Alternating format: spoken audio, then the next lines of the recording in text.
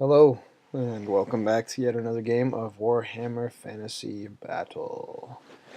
This is an interesting one. This is my first time back playing my regular opponent Hattie with his Orcs and Goblins, and we are playing 2,800 points, an interesting number, which means fun, a little bit bigger than usual for us, and we are playing the Watchtower Scenario.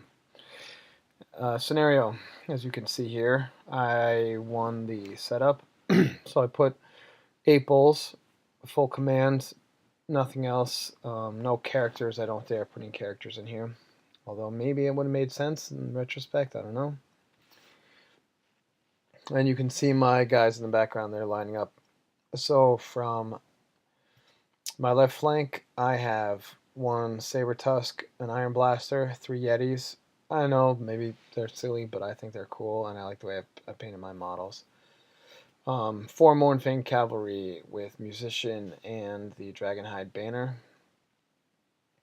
They're newly painted, nearly done. I have to base base them and do some other things, but they're coming along quite well. Saber Tusk right in front of them. You'll see this Mournfang up closer and maybe some thoughts about the optimal number. Well, Mournfang, whether it's 2 or 4, I have 8 Iron Guts with a level 4 Butcher, my BSB in there.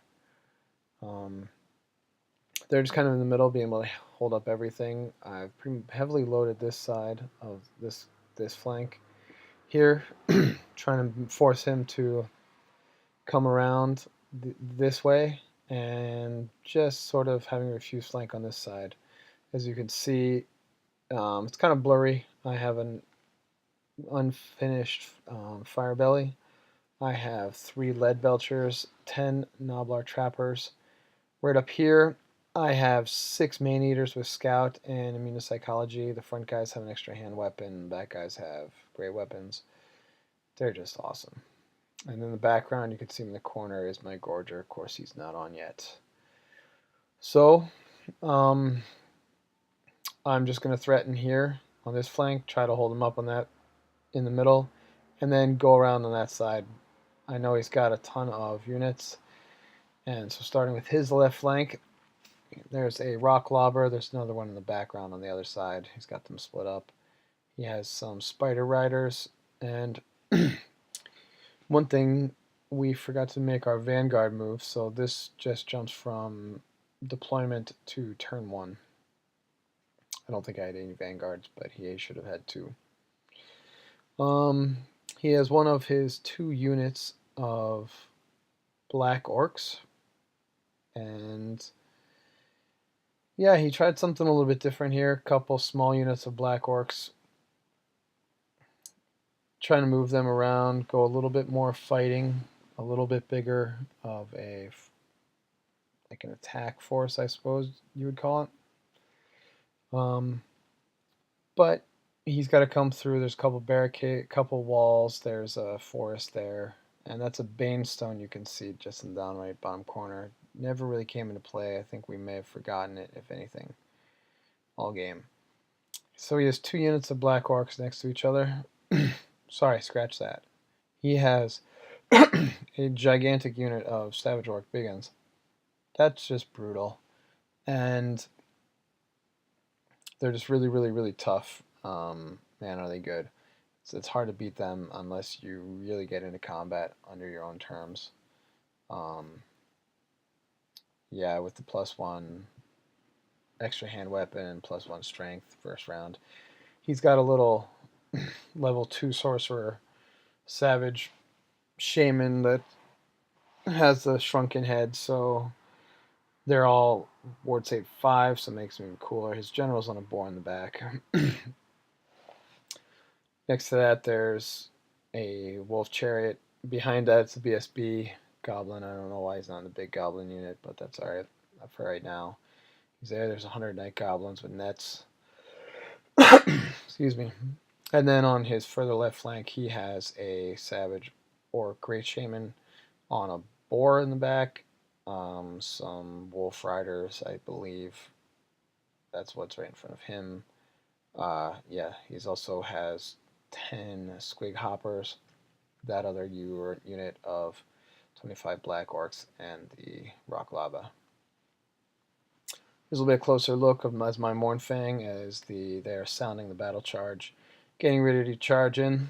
I've just angled them slightly in so I could either go left and across my flank to my left flank across the board, or just go around this forest. Maybe I made a bigger deal of the forest than I needed to. But turn 1 they go first. The Orcs and Goblins move up. The Spider Riders go put themselves right in front of my Man-Eaters to misdirect, redirect, whatever. So of course I'll charge them. But I do have the Black Orcs there in the forest, and his general, who's pretty killy, has gone to join them. The Savage Orcs here in the middle move right up next to the Watchtower, but do not charge. I'm okay with that. So I just hang out in the Watchtower. And you can see everyone else just moves up. No fanatics, and the BSB and Shaman jump into the big unit of Night Goblins. So right now I've got things going pretty well. You can see how this flank's moved up. The squigs did not go terribly far forward. What I'm trying to do is I'm trying to get that right flank in a place where I can handle it, and then there's not much happening over here. I should be able to redirect, and then lo and behold, he foot of Gorks his unit of Black Orcs with the general, and also they end up over here on my flank. Now initially he had set them up so that they're facing my flank, but then it's not shown here, but then he turns to face my Man-Eaters, thinking that he'll maybe be able to get a rear charge and get all those points. Maybe not the best idea, and you'll see why in a sec. But interesting, and I can understand the temptation. So I get hit with a rock lobber here, lose one guy. I believe I also get hit with one here, take a wound on my general, who's the Slaughtermaster in the second row. And that's my BSB, it's unpainted in the first row. So here I charge, I kill all but 2 spiders, they get away from me. Don't catch them, but I run far enough away that there's no way his general is going to be able to charge me. So, and he's not going to charge out to attack me alone because the Man-Eater's just too mean. I'm okay with that. So he's kind of stuck over there in a little bit of limbo, but that's alright. My turn 1, I move out my Saber Tusks, I charge his Wolf Riders, and you can see here I killed 3 of the 5. I also go and put this guy right out in front of the squigs. Maybe I should have charged them, but I'm more interested in redirecting the squigs and kind of putting them where I want them to be. Holding them up a little bit, not letting them do too much. I win this combat handily. They run away, but I don't catch them. I think we run like forward 2 inches. It was really silly. That's a hill. It's a Anvil of Vol, and it's a Wizard Tower. Neither of them come into play either. A little bit of flaming later on, but that's about it. So his turn 2. He charges into the flank of my Saber Tusk with his big unit over yonder, and I take it, just let them die, and then they reform, and then his squigs, of course, just go and trash my Saber Tusk. I think I do get 1 or 2 kills, but so I'm okay with that. He then goes and shoots me, but I have Troll Guts off on these guys. Maybe this is after combat because he would have charged me this round. Yeah, I believe it's combat, but I have Troll Guts, so I have regeneration. I lose 1 guy, take 1 wound on the next, but I'm sticking around. I'm okay, happy with that. Just keep casting Troll Guts there, and I should be good to go for a little while. He'll win he'll win combat every time, but I'm stubborn. I'm rerollable 9 because I have the Banner of Leadership in my Iron Guts, and I'm okay with that. So my turn 2. You can see here the Gorgers come in, but much more importantly, that gigantic unit of 100 Night Goblins with BSB and Orc Great Shaman are gone. I cast Brain Gobbler, or whatever it is. Brain Burster causes a panic test. Rerollable 9, he fails and flees. it's really so important just to keep everything together with these low leadership units and these low leadership guys. So I charge my Mournfang into the chariot, defeat that. My Yetis are in the face of the squigs. I beat them pretty bad, but they do not flee. They'll end up destroying my Yetis, which is not pictured and stuff. I'm also missing 2 Mournfang and have 2 wounds on this one. And that's because I got Foot of Gorked. I dropped it on the general's unit over here. I did a bunch of wounds, and through shooting, I've whittled them down pretty well, but they've gone, of course, through my Noblars, no problem. This is Orcs and Goblins turn 3 now, and have overrun into my Lead Belchers. Not much I could do about it, so I figured I'd just let this kind of happen. Keeps holding them up little bit by little bit. I get to do a couple wounds, see how this goes. But now he's coming in behind with his general and these Black Orcs, and I have to figure out something to do. In the meantime, things have gone pretty well over on my right flank. Even though I've lost my Yetis, the Mournfang are looking pretty good. They're set up for a nice charge. I'm going to charge them into this unit of Black Orcs, see if I can't kill them. They're worth more than the squigs. I went back and forth here thinking maybe I charge into the squigs, but it's such an easy kill. There's only 3 left. They're worth 120 points. Black Orcs were 245. So I just said, let's go for it. And charge right in there. I've got the Dragonhide banner, and that'll do me some good. You can see them in the background. They're charged in. And then this is my general's unit. They're turned to face the general's unit of the Orcs and Goblins. I'm figuring he's going to overrun. He'll come in the middle, and then we'll have a big face-off. So I have a great magic phase. I'm able to cast Pumped Up Troll Guts. He can't dispel it, which is great. It goes off. I then am able to cast the Pumped Up +1 Strength bonus. So I now have +1 Strength on all my units within 12 inches and regeneration.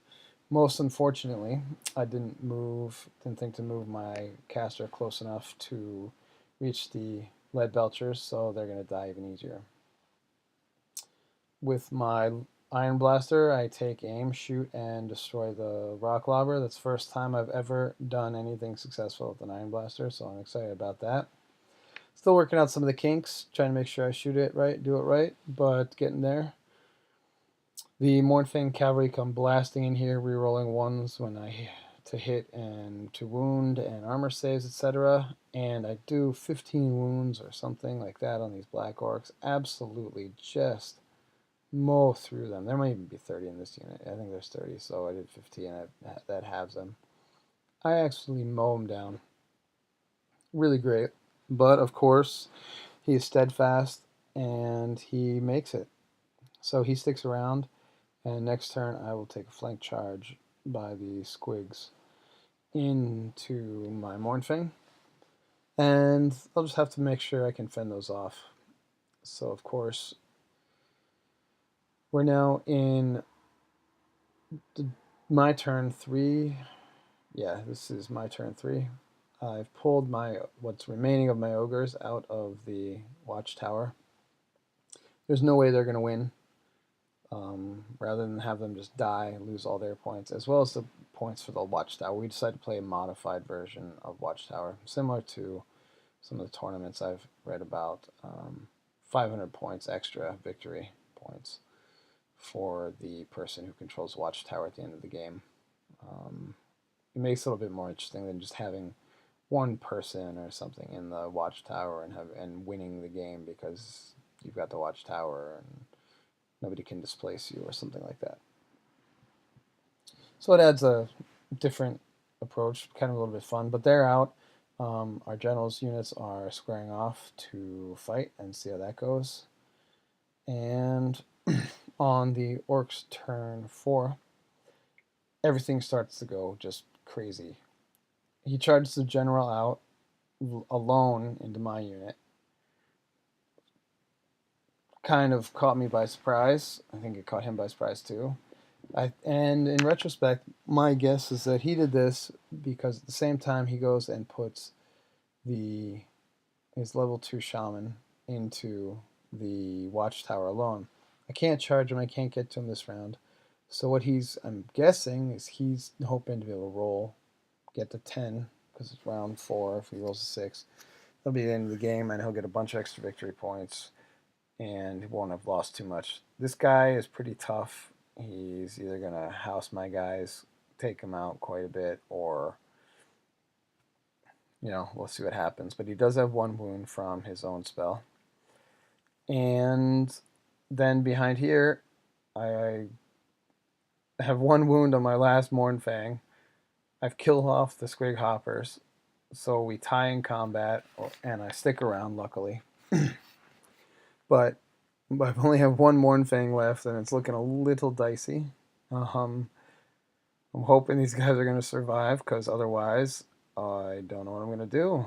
But maybe, this is what's making me think, maybe it's better to have 2 units of 2 and have them run around independently. To make matters even crazier, he then Hand of Gorks, his huge Savage Orc unit, in behind this little guy, Mr. Valentine, because he was found on Valentine's Day, was absolutely fascinated by our game and kept checking it out. And you can tell how baffled he is by what's going on. So the Savage Orcs are now in behind, having transported all the way across. That's 2 units have now teleported in behind my ranks. And all of a sudden, the whole board is crazy.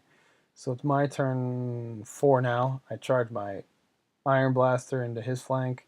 We kill a bunch more, but he still has just enough to be steadfast. Of course, I forget my stomp attacks. But I think he's got 6 in the front, so he probably would have had a full rank anyways, and it wouldn't have happened, but he's rolling steadfast on a 9 because his general's now within range. So it's just getting crazy. It's just getting really, really, really weird. My Gorger's somewhere in the back running around. In the 3rd round of challenges, he defeats my general, and it dawns on me that I've just been a total idiot. I get him down to 1 wound. I try to cast big spells instead of just getting spells off and healing him wounds, and even though I've got the Fencer's Blades, there's no way I'm going to survive 5 Strength 7 attacks, or whatever they are. It's just brutal. So here the Savage Orcs have now teleported in. We are now... Let's see. This must be my turn 5, because in his turn 5 he kills off my general. I'm not about to charge into those savages with either of these units. I do take my man-eaters into the Watchtower, easily defeat the little shaman that's sitting there all alone. And now I have control of the Watchtower. It's the end of turn 5. I roll a die, and it's a 5, so that's 10. And this is the end of the game. This is all he has left. I have him good and surrounded. I have control of the Watchtower, so I have strategic control. I have almost all my points left, and he just has these 2 units that are backed into a little corner. I think this is a pretty neat picture. It kind of makes it real and fun for me, like it really was a Watchtower, and I've got them pushed back, even though they're still strong, but it's a moral and strategic victory for me. So thank you all for watching. I hope to hear if you have any questions or thoughts, and hopefully it won't be so long till the next game. Take good care. Bye now.